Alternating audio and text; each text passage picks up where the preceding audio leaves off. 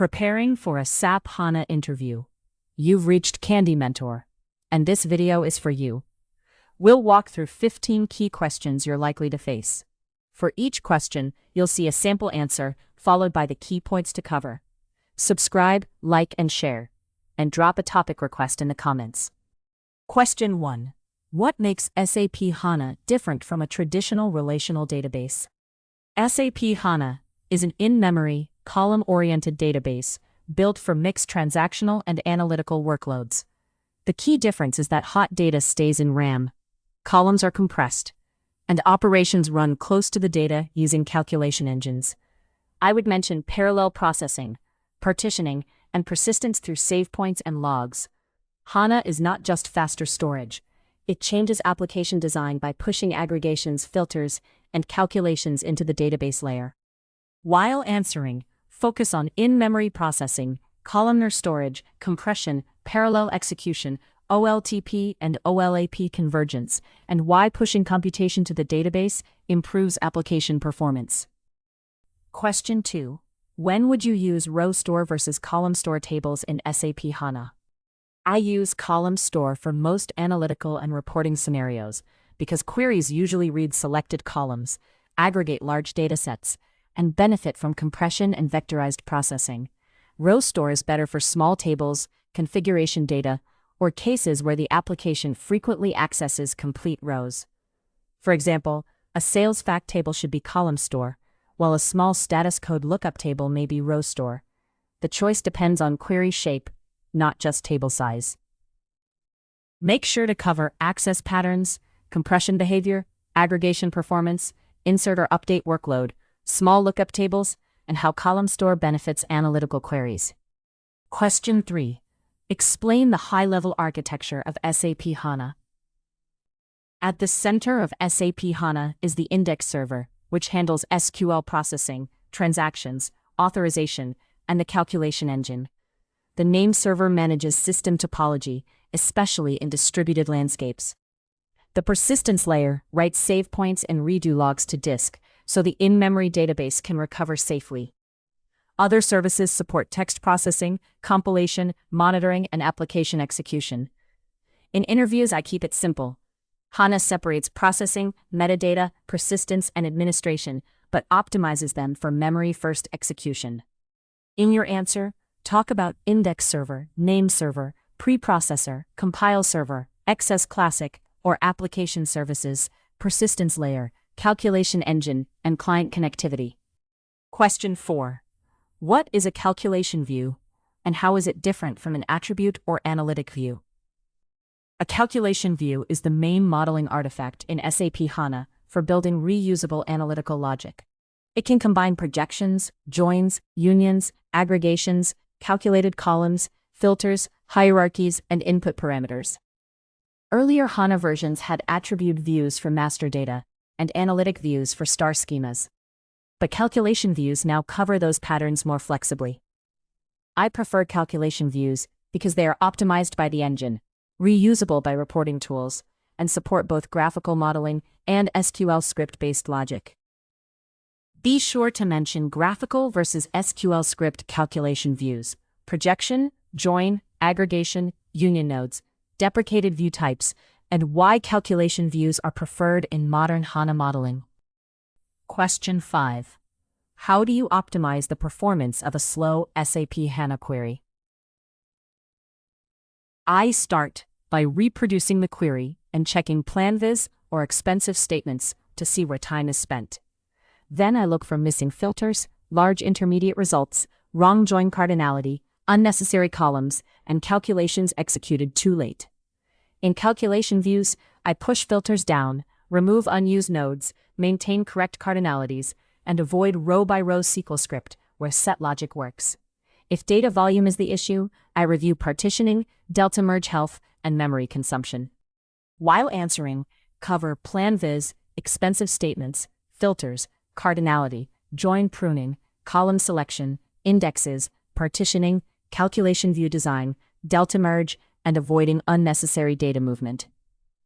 Question 6. What is delta merge in SAP HANA, and why is it important? Column store tables keep most data in a compressed main store, but new inserts first go into a write-optimized delta store. Delta merge moves that data into the compressed main store, improving read performance and memory efficiency. If merges lag, queries may slow down because HANA must scan both areas and handle a larger delta. Usually, HANA manages merges automatically. But for heavy loads, I monitor merge statistics and schedule or trigger merges carefully. Make sure to explain main store, delta store, write optimization, read performance, automatic versus manual merge, memory impact, and symptoms of delayed delta merge. Question 7. How does persistence work in an in-memory SAP HANA database? In-memory does not mean temporary. SAP HANA keeps active data in RAM for speed, but it persists changes using save points and redo logs. Save points periodically flush changed pages to data volumes, while redo logs capture committed transactions between save points. After a crash, HANA reloads the last save point and replays logs to restore consistency. That is why storage design, log backups, and recovery testing are critical, even though most query processing happens in memory. In your answer, address save points, redo logs, data volumes, log volumes, crash recovery, durability, backup strategy, and why in-memory does not mean data is volatile. Question 8. What is SQLScript? And when should you use it in SAP HANA? SQLScript is SAP HANA's extension to SQL for database-side procedural logic. I use it when graphical views or plain SQL cannot express the requirement cleanly, such as complex transformations, reusable table functions, or multi-step calculations. The best SQL script is still set-oriented. Row-by-row loops usually hurt performance. I also watch variable usage and imperative blocks because they can reduce parallelization. My rule is simple: use SQL script for logic, not for replacing efficient relational modeling. Be sure to cover procedural extensions, table variables, procedures, scalar and table functions, set-based logic, parallelization, and when plain SQL or graphical modeling is better. Question 9. How would you design a HANA data model for sales reporting? I would start with a clear grain, such as one row per sales order item, then model dimensions like customer, product, region, and calendar. The fact table would hold measures such as quantity, revenue, discount, and cost. In HANA, I would expose this through a calculation view, often using a star join, calculated measures, restricted measures, and input parameters. I would also handle currency conversion, analytic privileges, and filter pushdown for reporting performance. While answering, include fact and dimension tables, calculation views, star joins, measures, attributes, filters, currency handling, input parameters, authorization, and reporting tool consumption. Question 10. What are analytic privileges in SAP HANA? Analytic privileges control which rows a user can see in HANA calculation views. For example, a regional manager may access only sales data for assigned countries. Static privileges use fixed filter values, while dynamic privileges can derive values from tables, procedures, or user attributes. They complement object privileges. Having select on a view does not automatically mean seeing all data. When troubleshooting, I check privilege assignment, view activation, filter logic, and whether the consuming user is actually tested. Make sure to cover row-level data security, static and dynamic privileges, filters on calculation views, user attributes, authorization checks, and common troubleshooting scenarios. Question 11. What is partitioning in SAP HANA, and how does it help? Partitioning splits a large table into smaller physical parts. In HANA, it helps with parallel query execution, memory management, delta merge behavior, and scale-out distribution. Range partitioning works well for time-based data. Hash partitioning spreads data evenly, and round-robin is simple, but less semantically useful. The partition key should match access patterns, especially filters and joins. Poor partitioning can increase overhead, so I treat it as a performance and operations decision, not a default checkbox. In your answer, mention range, hash, and round-robin partitioning, parallel processing, memory distribution, pruning, large table management, scale-out systems, and partition key selection. Question 12. How do you load or replicate data into SAP HANA from external systems? The loading approach depends on latency and transformation needs. For real-time replication from SAP systems, SLT is common because it captures changes and replicates them into HANA. For broader integration, SDI can connect to many sources and support flow graphs. SDA provides virtual access without physically loading data, useful for federation, but not always performance-heavy reporting. Traditional ETL tools still fit batch pipelines. I always clarify volume, freshness, transformations, and source system impact before choosing. Be sure to discuss SLT, SDI, SDA, batch ETL, real-time replication, virtual access, transformations, latency requirements, source system impact, and data quality checks. Question 13. How does SAP HANA handle transactions and concurrency? SAP HANA supports async transactions and uses multi-version concurrency control to reduce blocking.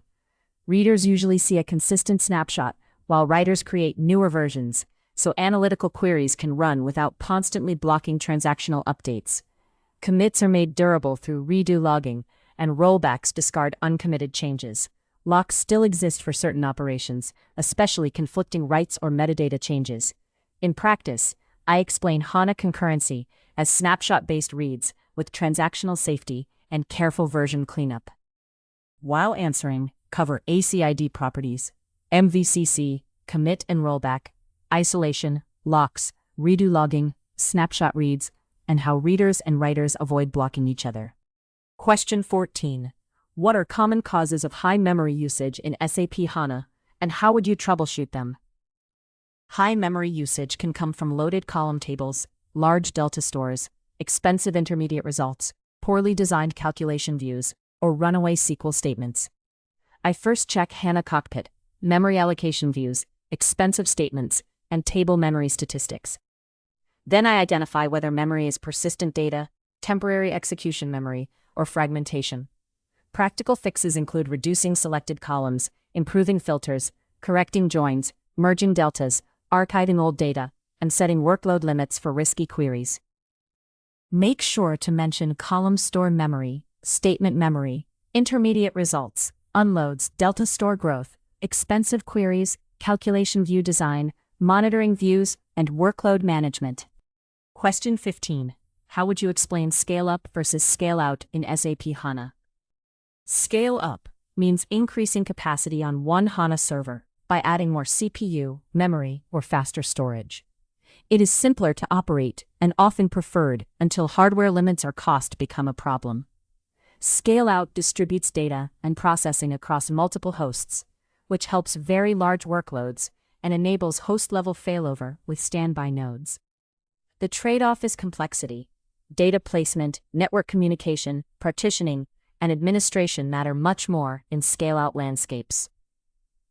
In your answer, cover vertical scaling, distributed nodes, worker and standby hosts, data distribution, network cost, failover, administration complexity, and when each approach is suitable. If you are still with us, congratulations! You are much ahead of the rest and serious about preparing for your interview. We hope we were able to add value to your preparation and create some helpful content. Do not forget to like and share this video. Your small act can do great things for us.